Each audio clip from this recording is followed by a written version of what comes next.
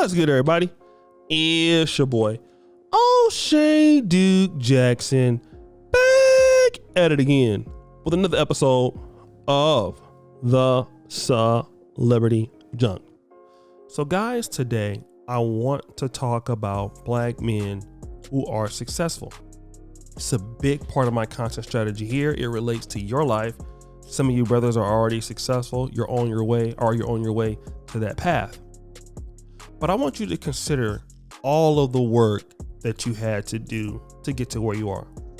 Many of you guys, sleepless nights, you had to move to another city, you caught the bus, you worked from an entry-level position, you went to professional school, and here you are now being successful. And now you have a more disposable income, you have a better living condition, and you are much more valuable to women than you were before. Now, remember when you were broke, you didn't have a lot? There maybe have been only a certain group of chicks that you could deal with. Some of them might have bad attitudes, some of them are not so good looking. But now that you have all of these other opportunities, does it make sense for you to go back and deal with the same chicks that you were avoiding before, or that you could only deal with because it's all you could get? No, it would make sense for you to go out there and deal with somebody on another level. Now, let me kind of translate that for what it means for many black men. Many black men get successful and they will deal with women, especially in the entertainment business, on what they look like.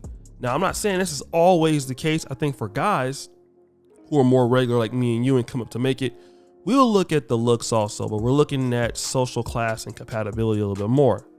Entertainers, not so much, especially if they're dealing with girls on the side. Now, for somebody like Diddy, he's a little older. We know he's never going to get married. We know that his relationship's going to end very, very quick.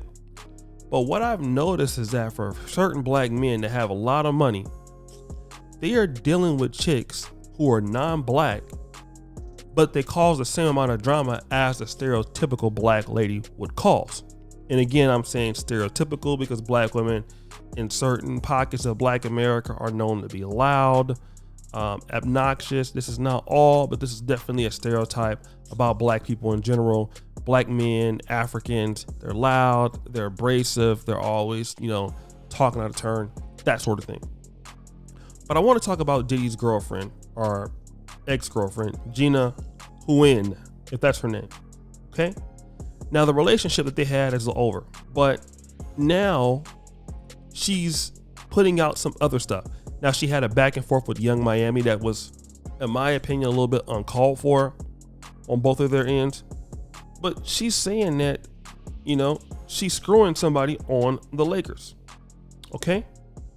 She's screwing somebody on the Lakers. She says this: "Dave Music, I used to F on an NBA player. I won't say where he played, but I like the Lakers." So basically, she's talking about she was screwing somebody on the Lakers. Now, what I'll notice is this: if this is a black woman that says something like this, immediately black men on social media will start to hit her with the shaming tactics. And I understand why. Look at this is ghetto. Why you gotta be acting like this? This is trash. You should have more respect for yourself. Look at you, you're a clout chaser, and those things. We'll be more apt to say it if it's a black woman. Some of you guys will do it for any woman, but we're more apt to do it if she's from our community. Now, somebody like her, who's an Asian and she's attractive and she's causing all this trouble, kind of gets swept underneath the rug. So what am I trying to say here? I'm not trying to be like the Black Lives Matter guy or, indicate that there's racism going on in dating. I mean, that's already known, right? But what I'm saying is this: black men, some of them are working very hard to build successful life for themselves just to go out there and date somebody who's more attractive, but have the same stereotypical negative, quote unquote, black girl attitude that you were dealing with when you didn't have any money. The girl who was rude to you at the bus stop because you just said hello, that kind of stuff. That's what she's doing, right? She's acting the same way. And why? Because she doesn't have any respect for Diddy. She don't respect black men. And many black men will understand this and they will still go and deal with these kind of women. So then my question is, what was the point of getting all that money in the first place? if you're going to be dealing with a woman who's going to be acting like that. Because you don't want to deal with a black woman who acts like that, right? Yeah. So then why would you go and deal with a woman that acts like that who's non-black? And see, that is where some of the hypocrisy can come in for some of the black men. I'm not saying all of you. I'm saying some of you. And I'm going to give you an example. I used to work with this dude back in the day when I was working at a call center. This dude he had a perm and stuff. He was crazy, right? And he would not date black women at all. But he liked non-black women with black women's bodies. Okay. So if you were like a thick Hispanic, if you were a thick white girl, if you were a mulatto, he was definitely going to be into you. But now here's the fundamental issue though. The problem came in with him was that he was dealing with the same sort of attitude problems from these same ladies. So, they would be calling him names, he'd be berating, and then he would be sort of making excuses for it as if it was normal, like, oh yeah, that's just how it is, she's tripping or whatever the case and all these other things. But that's what happened. Like he was dealing with he's still dealing with these ladies and their attitudes, but he would never want to deal with it from the black woman's point of view, right? But you would see that he was still dealing with it from other communities. And then I was thinking to myself, like, this guy doesn't understand that lady has no respect for him. And he wasn't even that rich, but you get to see it that these guys are doing the same thing even when they have money. And these guys are not developing any more respect for themselves than they had before.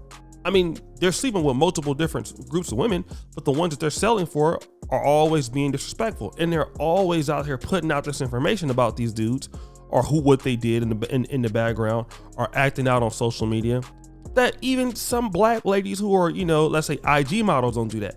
And this is what dudes are doing. Dudes are literally working their ass off to deal with these women that have the same attitudes that many sisters have in black America.